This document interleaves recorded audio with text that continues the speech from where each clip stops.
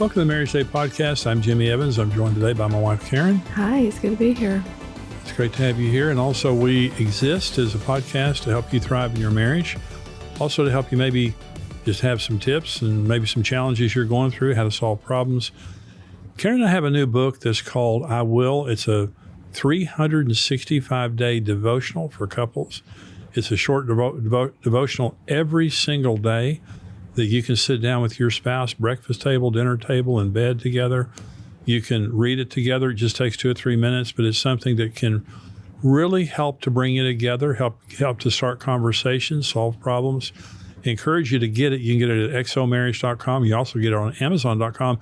It's also great to give as a gift. At the very beginning of the book, it has a presentation page where you can say given by and given to and what occasion, for a wedding, for an anniversary, for whatever it might be. But it's called I Will. It's by Jimmy and Karen Evans. It's a 365-day daily devotional. And today's program is called I Will, as a husband, sacrificially love and serve my wife. And so this is, again, that's part of the devotional, but when the Bible tells men to love their wives, it says, love your wives as Christ loved the church. He gave himself for her. So sacrifice is the foundation of a man's love for his wife. If you're not willing to sacrifice, women, that's not love to a woman, okay? And so in a woman's emotions and her makeup, security is your number one need. Mm-hmm. Respect is a man's number one need, but security is a woman's number one need. Well, if a man is not willing to sacrifice, the other way to say the opposite of sacrifice is selfishness. If a man is selfish and is not willing to sacrifice, his wife is going to feel insecure. But if you're willing to sacrifice, that means you're going to feel secure. So to me, when I hear the words, you lay your life down for her, there's two ways of saying something. The mantra of selfishness is this: as long as I'm okay, we're okay. The mantra of sacrifice is, I'm not okay until you're okay. The sacrificial husband says to his wife, I'm not okay till you're okay. And if I have to sacrifice to make sure you're okay, saying no to somebody else, saying no to sports, saying no to sleep, saying no to whatever it is, I will sacrifice to make sure that your needs are met. That's when a wife feels secure. And so the book I Will that we just wrote, one of the affirmations every day, by the way, is an affirmation of something saying I will. But this is as a husband saying I will as a husband sacrificially love and serve my wife. Is that something you think is important for women to hear? Yeah, I do. And, you know, when I hear the word love, though, I always go back to 1 Corinthians 13, because that's the epitome of Christ's love for us, you know, of how a husband is the example of Christ loving the church is 1 Corinthians 13. And there's no perfect person. There's no perfect person who can love like that. I've never met a person who follows every one of those. I've never met them. And I think that's why God is God, and he has that kind of love. It's because he wants us to try and ask him for the grace to live out those loves, that love language of, you know, being patient, kind, forgiving, believing the best, never giving up, and don't take into account a wrong suffered. Don't be irritable. You know, those are all attributes of what anybody in a marriage would want from both of each other, whether it's the man or the woman. And so when you're talking about love, I see that as, you know, it's hard. I mean, we both have our imperfect flesh that we bring into a marriage. And, you know, like, for instance, what if there is a husband that's sacrificing for his wife every single day and she doesn't appreciate it and she barks at him or she's not respectful? You know, it's like, how does that man continue to do what he's doing except through Christ? That's the only way, because we're both human. And same with, you know, how you said that the need for honor from a wife. It's like, I'm going to have days where I don't want to be honoring. I don't want to be, you know, and you're going to get your feelings hurt. But in the end, I want to do the right thing. I want to be like Christ is towards me. I want to be, loving and forgiving and forgetting the past and going forward with what God has for us. And so I think that, when you're asking me for the perspective of what a man should be like, I just think study Christ, study what Jesus was really like and what he did for people. One of the prayers I have with the Lord right now all the time is yoking with him when I'm tired and learning his gentle, humble ways, because he was so gentle and humble. And in spite of how people treated him, he when he sacrificed his life, he sacrificed it from being with people who rejected him, called him a demon, lied, crucified him, yet he continued to love and he continued to forgive. And I mean, that's the most perfect example. And so, but I want to say it again, there's no such thing as that person.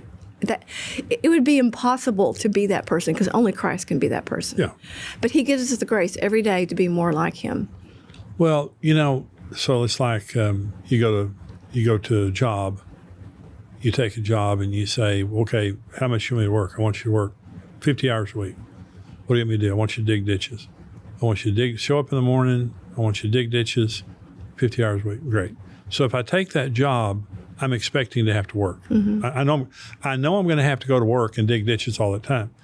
Well, so then I go home, and my expectation at home is I want to rest. I mean, I've been digging ditches all day long. I want to come home and rest. Mm-hmm. Well, here's the problem.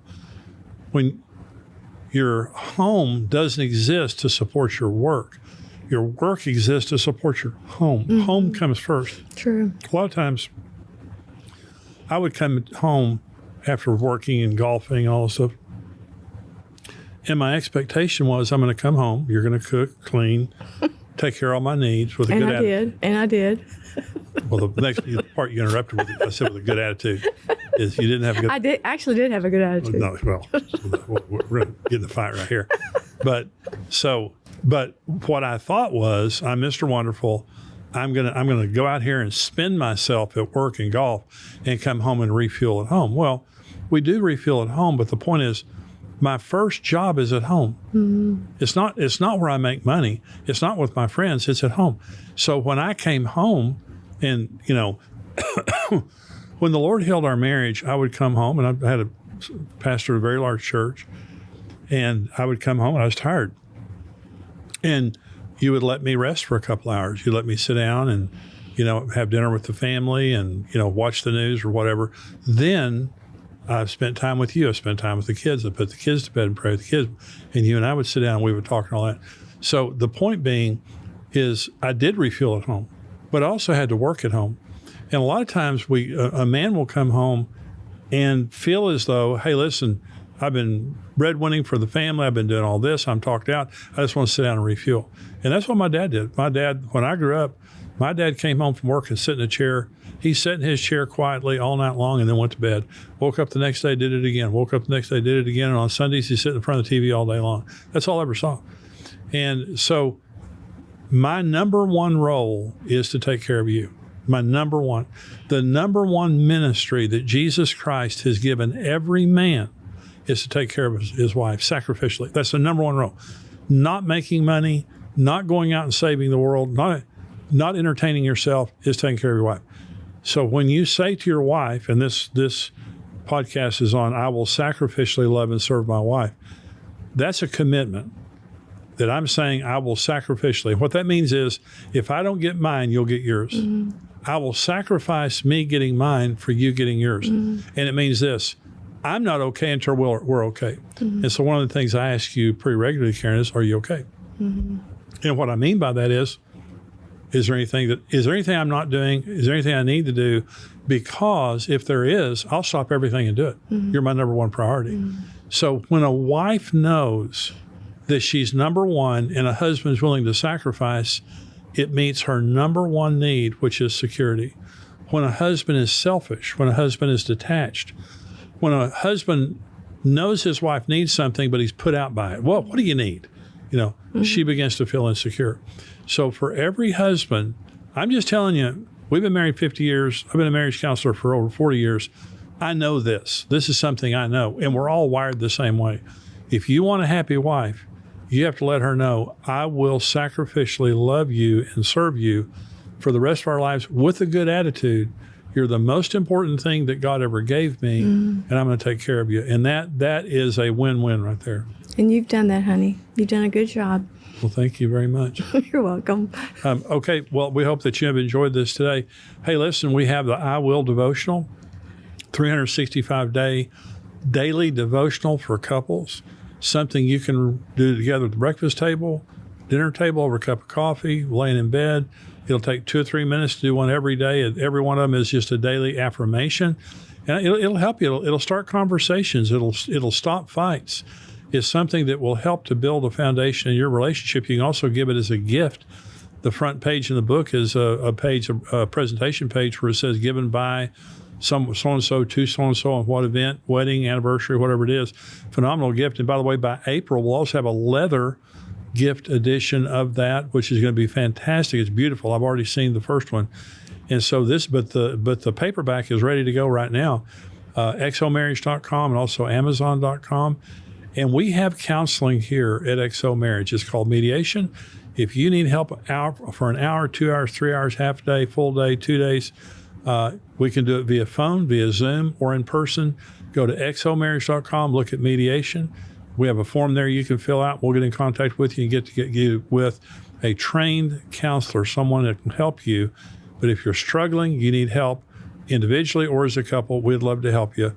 xomarriage.com. Thank you for joining us today for the Marriage Today podcast. See you next time. Goodbye. Hey, this is Brent Evans with XO Marriage, and I want to thank you for listening to the Marriage Today podcast. We believe your marriage has a 100% chance of success if you do it God's way. If you enjoyed today's teaching and want to keep learning, hey, subscribe to the Marriage Today podcast and take some time to leave us a review. Your reviews help us spread the word and can encourage someone else in need. For more great marriage content, check out xomarriage.com, where you can see all of our marriage building resources, articles, and live events.